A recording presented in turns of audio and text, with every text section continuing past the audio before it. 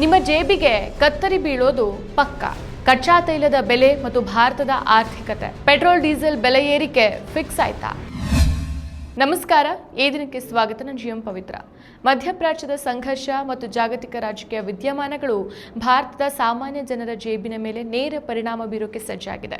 ಕಳೆದ ಕೆಲ ತಿಂಗಳುಗಳಿಂದ ಸ್ಥಿರವಾಗಿದ್ದಂಥ ಪೆಟ್ರೋಲ್ ಮತ್ತು ಡೀಸೆಲ್ ಬೆಲೆಗಳು ಇನ್ನು ಮುಂದೆ ಏರಿಕೆಯ ಹಾದಿ ಹಿಡಿಯುವಂಥ ಎಲ್ಲ ಲಕ್ಷಣಗಳು ಕಾಣಿಸ್ತಾ ಇದೆ. ಭಾರತೀಯ ರಿಸರ್ವ್ ಬ್ಯಾಂಕ್ ಗವರ್ನರ್ ಮತ್ತು ಕೇಂದ್ರ ಪೆಟ್ರೋಲಿಯಂ ಸಚಿವರ ಇತ್ತೀಚಿನ ಹೇಳಿಕೆಗಳು ಈ ಆತಂಕಕ್ಕೆ ಪುಷ್ಟಿ ಕೊಡುತ್ತೆ. ಭಾರತ ತನ್ನ ತೈಲ ಅಗತ್ಯದ 85% ಹೆಚ್ಚು ಭಾಗವನ್ನು ಆಮದು ಮಾಡಿಕೊಳ್ಳುತ್ತೆ. ಅಂತಾರಾಷ್ಟ್ರೀಯ ಮಾರುಕಟ್ಟೆಯಲ್ಲಿ ಕಚ್ಚಾ ತೈಲದ ಬೆಲೆಯಲ್ಲಿ ಆಗುವಂಥ ಸಣ್ಣ ಬದಲಾವಣೆಯು ಭಾರತದ ಆರ್ಥಿಕತೆಯ ಮೇಲೆ ದೊಡ್ಡ ಪರಿಣಾಮ ಬೀರುತ್ತೆ. ಅದರಲ್ಲೂ ಅಮೆರಿಕ ಇರಾನ್ ವಿರುದ್ಧ ದಾಳಿ ನಡೆಸಿದಾಗ ಮೋದಿ ಸರ್ಕಾರ ತೆಗೆದುಕೊಂಡಿದ್ದಂಥ ನಿಲುವುಗಳು ಸಹ ಪ್ರಸ್ತುತ ಭಾರತದ ಬೆಲೆ ಏರಿಕೆಯ ಮೇಲೆ ಪರಿಣಾಮ ಬೀರುತ್ತೆ. ಇನ್ನು ಇತ್ತೀಚೆಗೆ ಭಾರತೀಯ ರಿಸರ್ವ್ ಬ್ಯಾಂಕ್ನ ಗವರ್ನರ್ ದೇಶದ ಹಣದುಬ್ಬರ ಮತ್ತು ಆರ್ಥಿಕ ಸ್ಥಿರತೆಯ ಬಗ್ಗೆ ಮಾತಾಡ್ತಾ ಇಂಧನ ಬೆಲೆಗಳ ಬಗ್ಗೆ ಮಹತ್ವದ ಸುಳಿವನ್ನ ಕೊಟ್ಟಿದ್ದಾರೆ.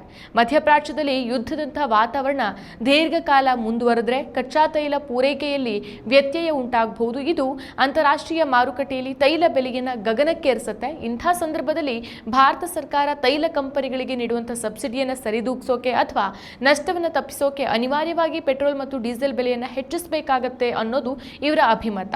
ಇನ್ನು ಈ ಬಗ್ಗೆ ಸಿಐಐ ವಾರ್ಷಿಕ ವ್ಯಾಪಾರ ಶೃಂಗಸಭೆಯಲ್ಲಿ ಕೇಂದ್ರ ಪೆಟ್ರೋಲಿಯಂ ಸಚಿವ ಹರ್ದೀಪ್ ಸಿಂಗ್ ಪುರಿ ಅವರು ನೀಡಿದಂಥ ಹೇಳಿಕೆ ಜನರಲ್ಲಿ ಆತಂಕವನ್ನು ಮೂಡಿಸಿದೆ.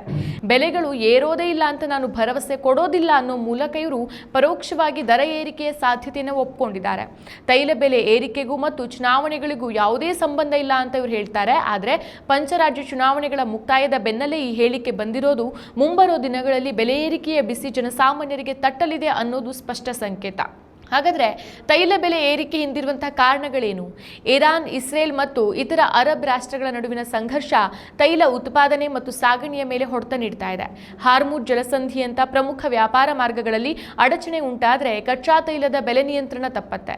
ಅಂತಾರಾಷ್ಟ್ರೀಯ ಮಾರುಕಟ್ಟೆಯಲ್ಲಿ ತೈಲ ಖರೀದಿಯನ್ನ ಡಾಲರ್ ಮೂಲಕನೇ ಮಾಡಬೇಕಾಗತ್ತೆ. ಹೀಗಾಗಿ ರೂಪಾಯಿ ಮೌಲ್ಯ ಕುಸಿದಷ್ಟು ಸಹ ಭಾರತ ತೈಲ ಆಮದಿಗೆ ಹೆಚ್ಚಿನ ಹಣವನ್ನು ವ್ಯಯಿಸಬೇಕಾಗತ್ತೆ. ಇನ್ನು ಈ ಯಾವುದೇ ಬೆಲೆ ಏರಿಕೆ ನಿರ್ಧಾರವನ್ನು ಏಕಾಏಕಿ ಘೋಷಿಸಿದ್ರೆ ಸಾಮಾನ್ಯರಿಂದ ತೀವ್ರ ವಿರೋಧ ವ್ಯಕ್ತವಾಗುತ್ತೆ.